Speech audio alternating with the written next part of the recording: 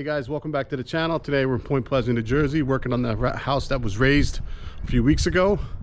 Let's get started. I want to give you a tour of what's going on here. So here on the ground level, this is actually a two-car garage. So there'll be one car in front of the other. And then the other side of the garage, there will be storage space and I think livable storage space. Maybe I'm wrong about that. But there's one room that's going to be finished, and obviously the floor will be poured with concrete eventually. We're going to be doing some wiring in here. We're going to run PVC down the walls because most of the wiring in this area is going to be below the base flood elevation level, which is, I think, 12 feet at this house. So here on the first floor is part of the existing house that was raised up. So obviously some of this lumber you see here is over 100 years old. This house was built in 1920. I think I've mentioned that a few times. This is actually the laundry room, and a few of the circuits there is where the panel's going to be. This is the living room here. So when you walk in the front door, you'll be turning on these light switches here. And there's, I think, 4 recessed lights in the living room and maybe 2 more over there by the fireplace, which aren't in at this point at the time of this recording. This is the kitchen. And the HVAC guy's been here and the plumber's been here. They got a few more supply lines to run before we can get in there to wire stuff.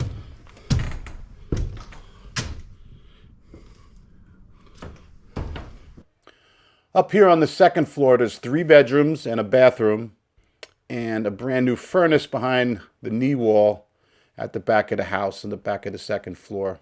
There's some storage space up in the attic, but I don't know how much they're actually going to be using. There's not enough room to walk around up there, but there is some room for some boxes. It's unfinished, and they would have to add some lumber to support whatever they want to put up there. But there's an exhaust fan that's up there, and there's also obviously a light and a receptacle for service. This is the bathroom here. Obviously, the plumber started here, but he hasn't done any supply yet. We started doing some of the wiring here, including a 15 amp circuit for the lighting.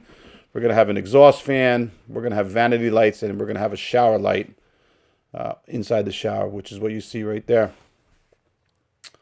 To my left right there is where the furnace is in the back. You can see the ductwork for that. And this is the other bedroom on the other side. So not a huge property, but a really, really nice location in Point Pleasant Beach.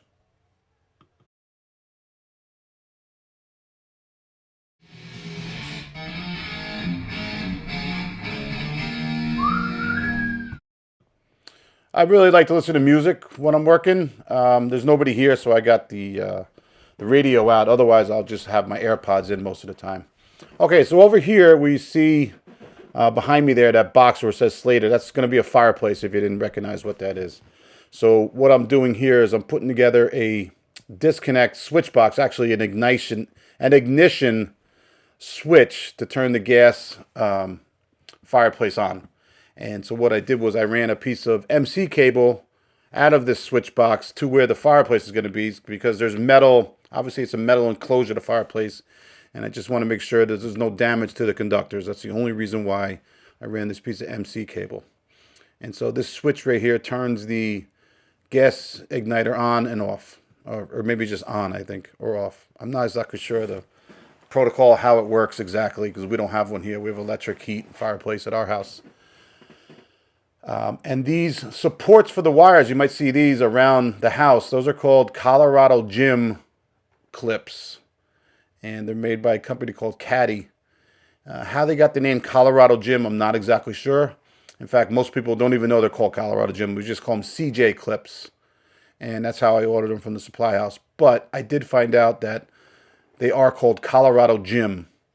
And what they do, instead of having your staples on the stud wall right there, where you need to have at least an inch and a quarter space from the edge of the framing member, so when they come by to do the finished sheetrock, they don't accidentally drive a screw through the cables. So with this particular setup, you're actually away from the stud there, and there's less of a chance of a sheetrocker or somebody damaging any of the conductors from the time we get the rough electrical inspection until we come back to do the final trim out.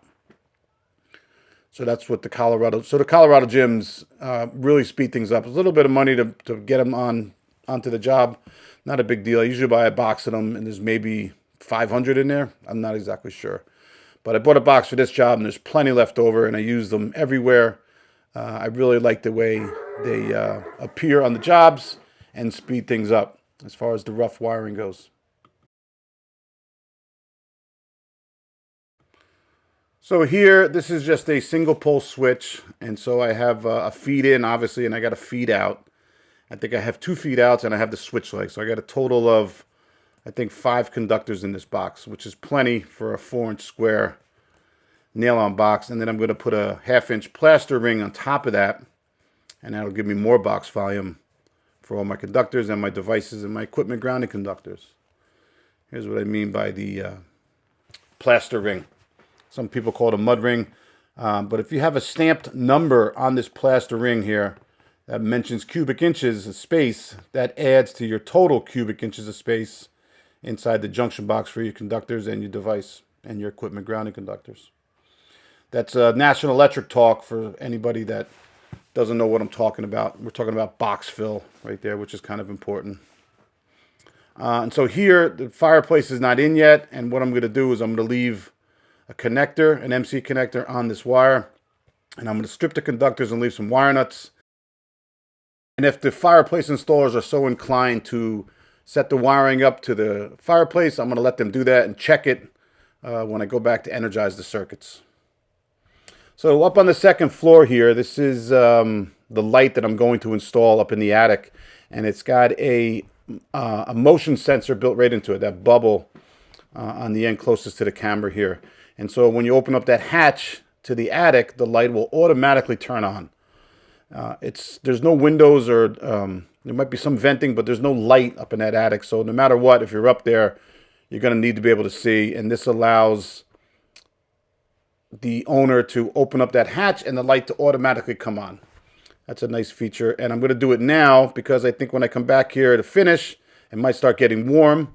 And nobody likes to be up in an attic when it's 200 degrees. If you're an electrician and you're watching this, you know what I mean. So I'm going to pre-wire it here because as you can see, there's not much room in this attic. And I'm going to set it up and call it a day. And then when we go to do the trim out, I won't have to go back up into this attic to do any work. So I'm just going to set a little coarse screw here. And then there's a little keyhole slot in the light fixture that's going to mount to this screw right here. And then I'll drive a second screw once I have the light fixture in place. No additional wiring for this motion sensor. It comes pre-wired. So all you need to do here is connect your hot, neutral, and ground and call it a day. Now you may or may not want to put a switch in. I leave the switch out of the equation here just because, like I said, it's an automatic motion sensor. So when you open up the hatch, which is where I'm standing right now to put this light in, when you open up that hatch, the light will automatically turn on. And then after about 2 minutes of no activity, the light will automatically turn off. This is definitely a nice light fixture. It's very, it's not very expensive. And this is just a perk to my customers who've been good to me that I put this light up in their attic for them.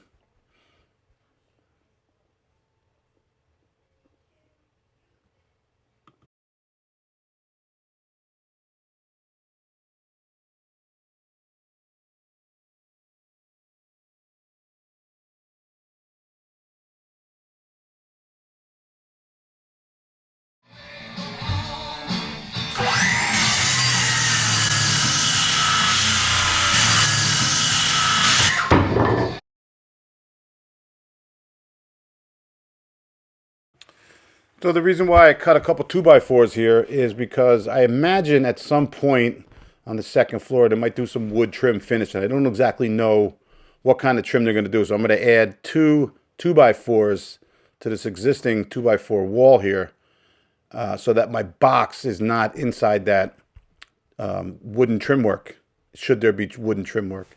Now I'm nailing a 2-gang box here because for some reason I thought there was another switch or something, and I wind up coming around later on, taking out this 2-gang box and putting in a single-gang box because there's only one 3-way switch for the hallway lights between the downstairs staircase and obviously upstairs here. There's 2 lights in this hallway, and they're both controlled by the 3-way switch. So here in the bathroom, I'm putting in these steel boxes because anytime I do anything larger than a 2-gang box, I like to use the steel boxes because when the sheetrock goes up, sometimes they have the cutout for the switch box on the sheetrock and it's not exactly right. And to get it right, they kind of wedge it in that opening that they've made, and now my box can become crooked. And so to avoid it being crooked, I use this metal box because that's not going to give. And again, here you can see this is actually in the kitchen, I think, or by the front door. I've added 2x4s again because I want to make sure that the cover plate is not inside any finished trim work for the carpenter. So we don't have to move the box later on or cut the plate or do any of that nonsense. Something like this is from experience. The thing with the metal boxes, though, is you got to make sure you have enough box fill space for the amount of conductors that you go in there. So I think that one by the front door, I wound up taking that out because I needed to use the 3.5-inch deep metal gem boxes for the amount of conductors that I was going to put in there. I think I did that there, and then maybe I might have done it in the bathroom upstairs too. I might have goofed on those sizes and came back and changed them. So here on the second floor, this is just basic wiring that I'm doing. I'm moving circuits and resupplying existing circuits here and going between the rooms and the staircase here. Being careful because there's no handrail on that staircase, and so you got to be careful nobody falls. Probably should have been something there, but I'm used to that sort of thing. And I'm using a 4-foot ladder because I like a 4-foot ladder because it's easier to move around. And on a job like this, usually I have 2 ladders, but I think I only had 1 here on this particular day. I'm pulling wires here for the bedroom. I think this is a feed out or a feed in for this circuit. And I'm using that existing box for the switch that you see down there by my shins on the wall. That was the box we put in many years, or 6 years ago when we first wired this house. So nice and neat. Try to make this nice and neat. Drill as many holes as you can. I usually don't put more than 3 cables through any one hole. And I'm pretty sure I'm using a 7/8 inch drill bit. So for the 3/14-2s, that goes in there plenty. So there's no code that says you can't put 6 wires in there. It's probably not going to fit and going to look a little funny. But I'm not too concerned about any bundling of the cables through a bored hole like this. But I usually like to keep them at 3 cables, just as a design. In case anyone was wondering, the smoke detectors in this house will all be hardwired with the battery backup, and I like to use the 10-year sealed lithium-ion batteries. This way, a customer doesn't have to worry about changing the batteries every year.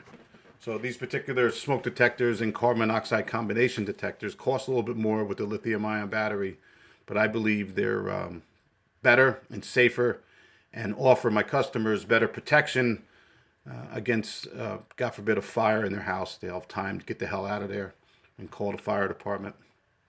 They're all interconnected, and they'll have the battery backup. They're made by Kitty. Do me a favor, if you watched this video to the end, I appreciate it. I want to say thank you. This video is almost over, and if you haven't already, hit that like button. Please do that. Hit the subscribe and see some more videos. And as always, thank you for watching, and we will see you on the next one.